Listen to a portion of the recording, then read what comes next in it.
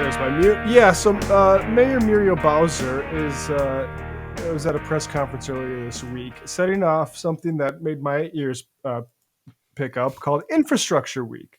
Because, as the federal government is not doing anything that it promised with regards to Build Back Better, maybe you look to local municipal governments to maybe pick up some of that slack. And so we have Muriel Bowser giving the speech here.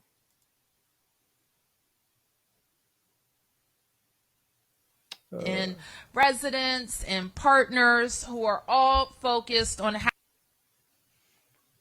how we can make better connections for DC residents. We are kicking off the Real Infrastructure Week in Washington, D.C. A few weeks ago, we were at Union Station to announce DC's Build Back Better Infrastructure Task Force, which is leading our efforts to think big about how we will. No, that's not playing very well, so we're going to just move on from that for a second. But Muriel Bowser, so announcing this, and one of the big features was Wi-Fi, which is good. I agree that we should be extending municipal Wi-Fi to folks, so we don't have to rely on Verizon or whatever piece of crap ISP you have to live with in your community. But I wanted to point out this tweet from a DC journalist, Jenny Gathright. A letter was given to journalists after this presentation. I want to read it here. Dear Mayor Bowser, we the residents at Potomac Gardens family are in a living crisis, forced to live in unsafe units with multiple housing code violations. Wi-Fi is a great concept, but we face more tragic circumstances. We are a 352 unit development with the majority of children living in despicable, unsanitary conditions, which are falling into deeper disrepair. We have been conditioned to accept less through the years, which is why a lot of us do not speak up. Mold, flooded, leaky units, huge holes, flying cockroaches, rats, mice are also allowed to exist on the lease. Complaints are ongoing. We implore you, Mayor, to please arrange a meeting with our resident council executive board meeting with to see if some of these can be remedied and are sorry, I'm losing. Let me see. To see if some of these can be remedied and our pleas of help can be heard. We live in fear of retaliation from DCHA/management. Also, in this very room, the rec center, black mold, most deadly, exists. Everyone here is inhaling mold spores.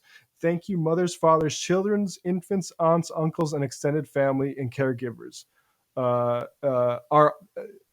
are under, crossed out is under attack, and then they just write at risk. So you can see the kind of urgency they're feeling with there. And, just to speak to one of those issues cited there, this is from a couple years ago, but WUSA 9 article titled, "They Deserve to Have a healthy home, poor housing conditions making kids sick in DC." This is from a few paragraphs in the middle of that. Doctors say they quickly developed evidence that unhealthy homes correlated with some of the children's persistent illnesses. Doctors with the clinic said DC has a disproportionately large number of kids suffering from asthma. Dr. Shilpa Patel, who serves as an attending physician of emergency medicine at Children's National, said there are about 17,000 children with diagnosed asthma living in DC. Children's National reported that 5,584 pediatric patients went to the emergency department at the Children's National for asthma symptoms in 2019. A spokesperson for the hospital said nearly 3,700 of the visits represented kids from DC. The spokesperson also said that children from wards 7 and 8 had 20 times the emergency department visit rate for asthma compared to children living in Northwest DC. The clinic's latest study, which covers data collected from 2014 to 2017, reports that nearly 25% of pediatric asthma patients are living in unhealthy homes, meaning housing with mold, rodent, or pest infestations, poor ventilation, moisture, and dust. So it's really infuriating, to see something as good as public Wi-Fi expansion. We have to recognize the massive underinvestment that these communities have faced and are facing, and we cannot use these flashy things that, say, a tech CEO might like to also say, we partnered with you there too, for a public relations hit, to be covering up the actual rot in the system. Totally. And like, I lived in DC for a time, and I lived under Muriel Bowser when she was first elected. And, frankly, she sort of represents an archetype of the kind of best that you're going to get from neoliberalism, right? It's this kind of stuff where it's like, oh, we're going to provide some Wi-Fi for folks. Well, what we should be doing is, again, providing Wi-Fi across the board for cities. And two, does that while sort of managing over public housing programs that are completely failing the people. And we titled this segment "Disinvestment as Class War" because I think that's a really important framing for people to think about this. Is that it's not just that, oh, the Democratic Party has lost their way, but that this kind of stuff plays a major role in the kind of reproduction of this system. So the Potomac Gardens, where this whole scene played out, has been a housing development that has been in crisis for generations. Y'all can go back and read Bezos's paper, the Washington Post, and find article after article throughout the 80s, the 90s, the 2000s about the disrepair here. So this is not something that just happened overnight. This happened after years and years of disinvestment in public housing. And why is that? Because unlike other systems, what sort of uphold things like housing as a human right that says that we need to provide a very basic baseline. And look, as socialists, we want to go far beyond that. But just kind of basic social democratic systems say we're going to have a kind of baseline for people, and we're also not going to do it in a punitive way. Look at Vienna, which has a very, very robust public housing sector that took, again, 100 years to build up, but is something that people take pride of in the city, that provides a livable housing for folks, and is something that is enjoyed by the population at large. Versus what we have in the United States, where the people who are the most desperate and the most needy get sort of pushed into these public housing systems where they are surveilled, where they are underfunded, and they're over policed, right? And why is that? Because they were worried, particularly the Republicans, and many Democrats went along with it in the 70s and 80s, with this idea that people are just going to sit down and not work, and that we need to basically, as John Taffer says, make the dogs hungry. And that is the whole mentality behind the war on public housing and the war on these kind of programs, is to sort of make poverty in America so abjectly frightening for folks that they will accept abuse from their bosses, that they will accept, wages that are far less than what they're producing per hour, because they know that if they sort of get thrown off into these systems, life is hell. And it's not natural. It doesn't have to be this way. This is a policy choice, and this thing, these systems have been underfunded, as I was saying earlier, for decades upon decades. LBJ is somebody who is unforgivable for his role in the genocidal war in Vietnam, right? No ifs, ands, or buts about that. But represented a very different current in liberalism. And here's a quote from him when he spoke to Congress on what poverty means for people. What does this poverty mean to those who endure it? It means a daily struggle to secure the necessities for even a meager existence. It means that the abundance, the comforts, the opportunities they see all around them are beyond their grasp. Worst of all, it means hopelessness for the young. And in DC, that experience is visceral. DC is a city that has had a huge amount of big tech money coming in. Obviously, it's the seat of power for the government. And if you've not lived there, really, you might not understand the kind of internal dynamics there, where there is a very vibrant and a working class with a lot of history and roots to that community that has been under assault from neoliberalism, from racism, and from mass disenfranchisement. And it's been going on for a long time, and it's only getting worse as more and more of these communities that people have grown up in, they're getting pushed further and further out, where a lot of people who grew up in the District of Columbia are now being sort of forced off into Maryland, Virginia, where they have to take 3-4 hour bus and train rides into work every day to feed and take care of this kind of new class of folks, right? This is a policy choice by the DC government. It's a policy choice by the federal government. And it is very clearly a class war. The Fairclough Amendment, yeah, I just want to add this because this is a really important point to make here. The Fairclough Amendment, which is not that old, right? This is put in the late 90s, was put on the original Housing Act of 1937, prohibits any net increase in public housing units in this country, right? As we're dealing with a housing crisis, right? There's not enough homes for folks. Homes are unaffordable. There's actual law on the books that prevents the federal government from being able to net add more public housing to the system. Ilhan Omar has been a very fervent, and passionate critic of this system, but it hasn't gone as far as it needs to.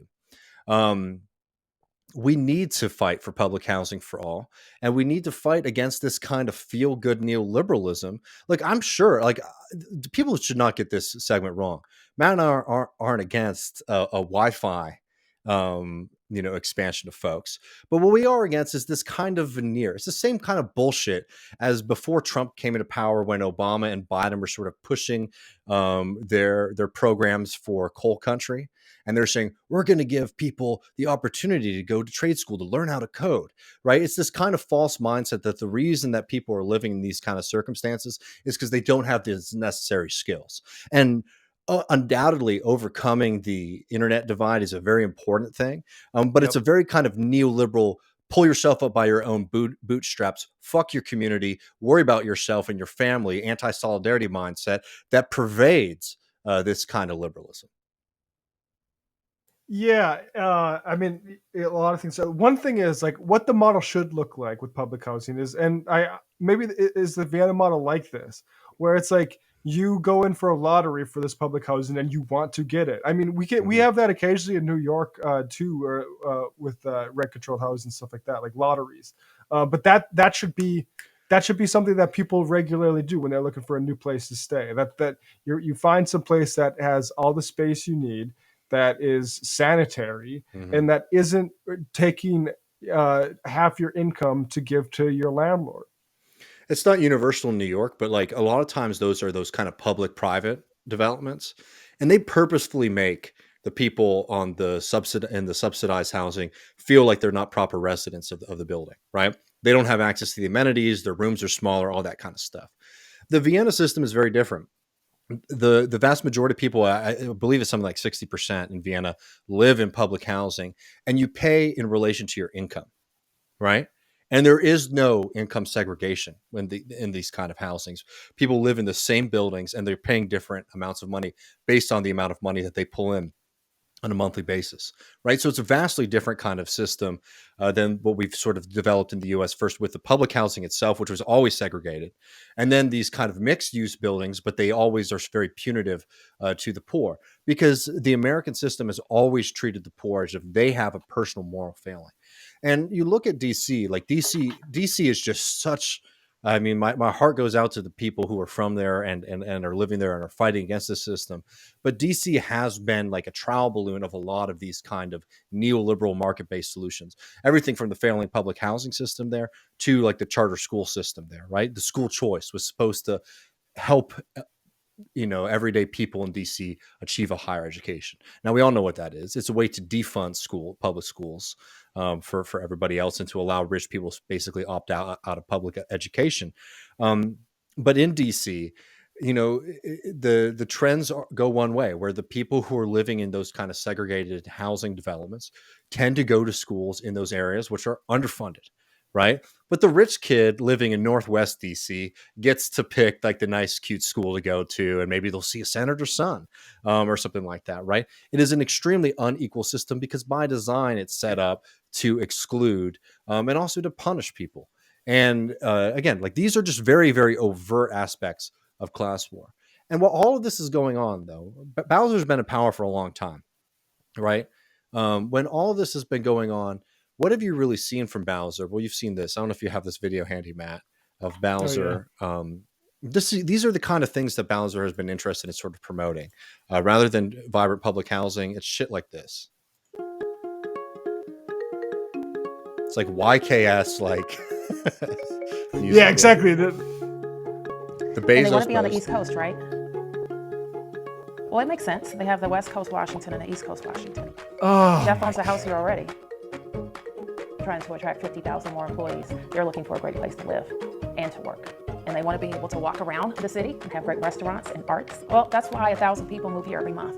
People know they're coming to DC because they can start and grow their businesses, and they have access to some of the most talented people in the top universities in the world. I gotta say, I think I got an alarm going.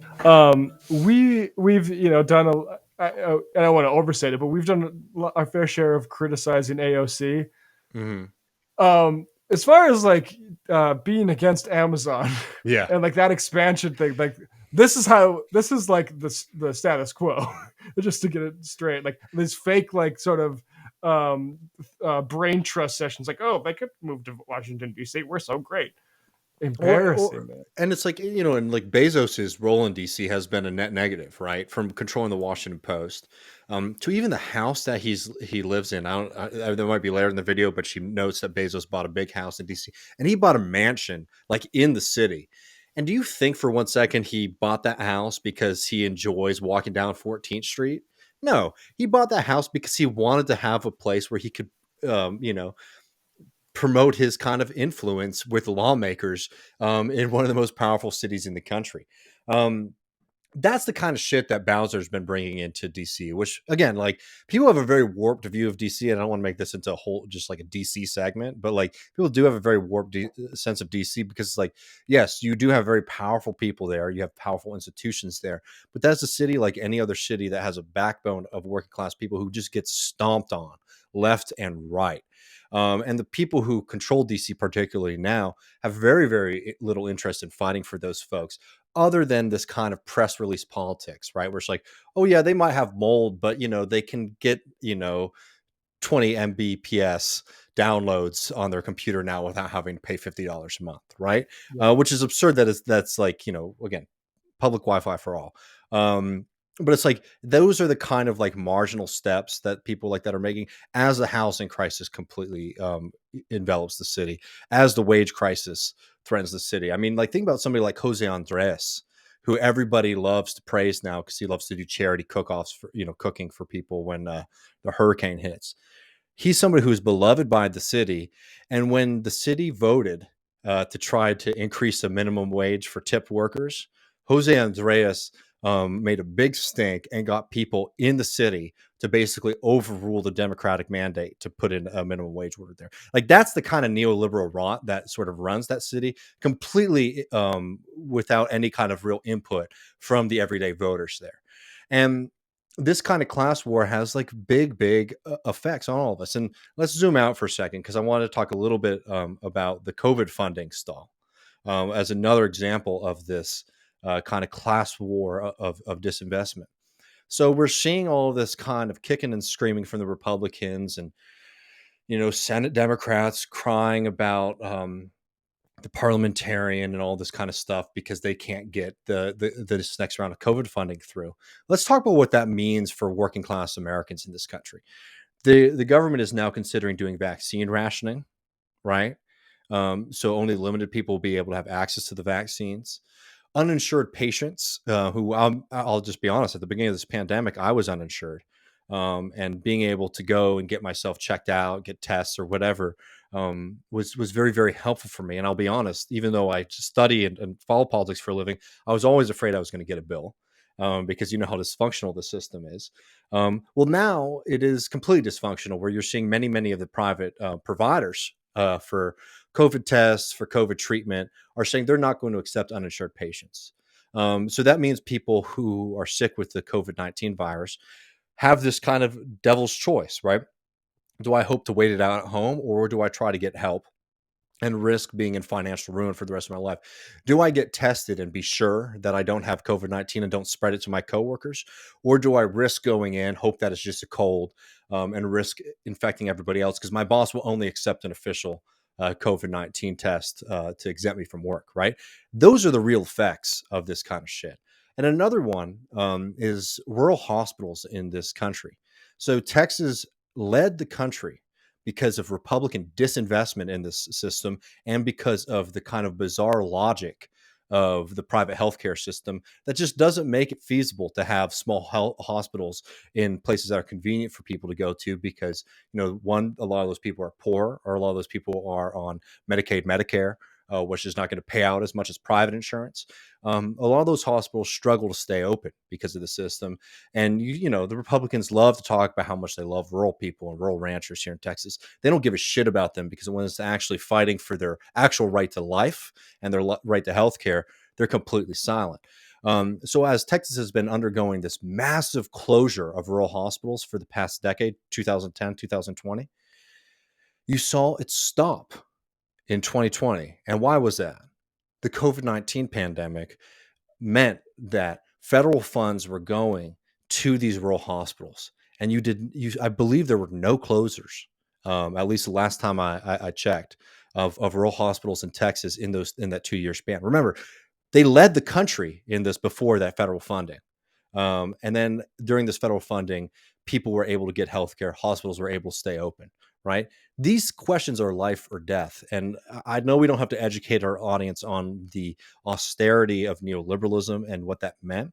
But I do think this kind of framing is an understanding that it's not just, oh, these guys are fucking up because they have a constituency that they can win, is understanding that the despair, the poverty, and the worry that working people experience is not just the consequence of politicians not caring. It's baked into the cake, because you want to have people who are not willing to stand up and fight for themselves because they recognize that the consequences of losing are too high. And they're very worried. This is why we're talking about this later with Rogan, UBI stuff, basic income, right? That's why there is this fear of the ruling class and politicians, and certainly people like Elon Musk, against these kind of direct payments that people experience, because that led to folks saying, you know what, fuck this. I have enough money to float me for 2 weeks. I can find a job. I'm not going to work for this asshole who's been sexually harassing me, or I'm not going to work for this company which I know is underpaying me, right? You saw this kind of worker militancy come in this period, because for a very short and brief moment, it was not enough, and it was not expansive enough, and it was filled with problems. But it did have knockdown effects, that some people had the ability to say no. And this system does not want a working class that can say no or to fight for themselves. And this disinvestment in public good, it's not just bad politics. It is the front assault of the class war that is waged against working people in this country. And we need to understand it as such.